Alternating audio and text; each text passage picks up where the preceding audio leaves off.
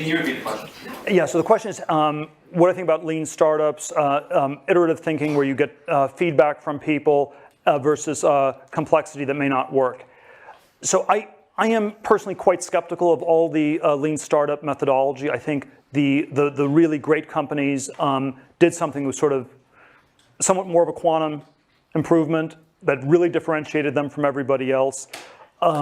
They typically did not do massive, customer surveys. The people who ran these companies, sometimes not always, suffered from mild forms of Asperger's, so they were not actually that influenced, not that easily deterred by what other people thought or told them to do.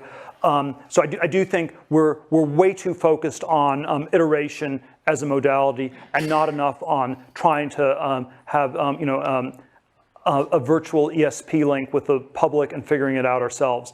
I would say that, let me see, I would say that I'm not quite, the risk question I think is always a very tricky one because there are, it's often the case that you don't have enough time to really mitigate risks. If you're going to take enough time to figure out what people want, you often will have missed the boat by then.